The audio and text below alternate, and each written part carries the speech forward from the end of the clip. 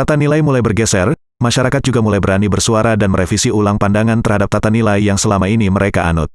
Banyak sekali sikap dari masa lalu terkikis dari pandangan orang, terutama generasi muda.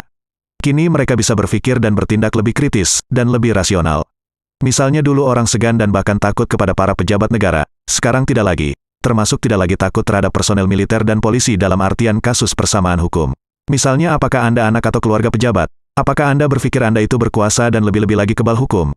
Maka janganlah Anda berpikir seperti zaman dahulu, di mana kekuasaan berarti kenyamanan dan keistimewaan dalam segala hal. Dulu, jika Anda pejabat, anak pejabat atau keluarga pejabat, Anda bisa melakukan banyak hal, bahkan sampai kebal hukum pada saat menganiaya orang lain. Tidak diapa-apain, padahal menjadi seorang pejabat adalah beban tugas yang diamanatkan oleh rakyat melalui penyelenggaraan birokrasi negara. Tidak peduli apakah Anda pejabat militer, sipil, jenderal, atau instansi pemerintahan lainnya, Anda sedang mengemban tugas dan kepercayaan dari masyarakat. Dan Anda tidak boleh melalaikannya.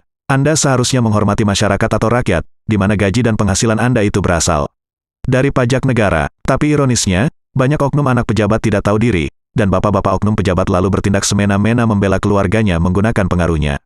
Itu yang selalu terjadi pada masa lalu, namun kini di zaman keterbukaan, menjadi seorang pejabat adalah beban berat. Anda diawasi oleh banyak piranti. Jika Anda salah dan menyakiti masyarakat tanpa alasan hanya karena merasa berkuasa, maka Anda akan dihukum sangat berat.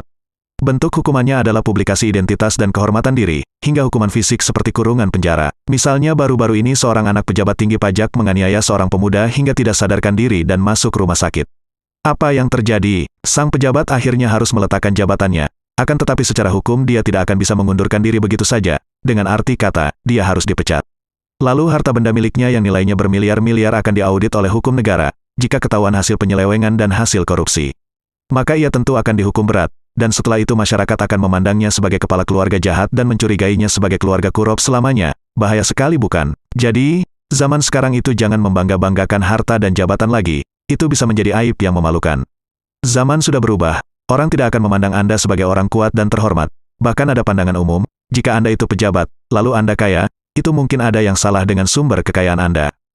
Ada lagi kejadian yang paling aneh. Jika seorang ditangkap, maka ia akan mencoba mengaitkan dirinya dengan seorang pejabat dan mengatakan bahwa bapak-bapak pejabat itu adalah keluarganya, omnya, bapaknya dan seterusnya. Dia seperti tidak menyadari bahwa dia sedang membahayakan jabatan orang yang ditunjuknya.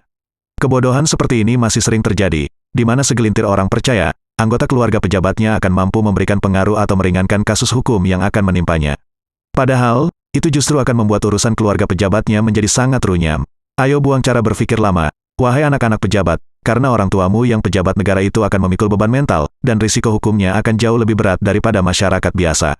Lagi pula apa susahnya berpikir bahwa sebenarnya pejabat itu adalah pelayan masyarakat yang sedang mengemban tugas dan gaji yang kalian makan sekeluarga itu sebenarnya bersumber dari masyarakat. Jangan berpikir sebaliknya masyarakatlah yang harus menjadi pelayan dan bahkan jongos pejabat. Jika demikian, kalian benar-benar konyol,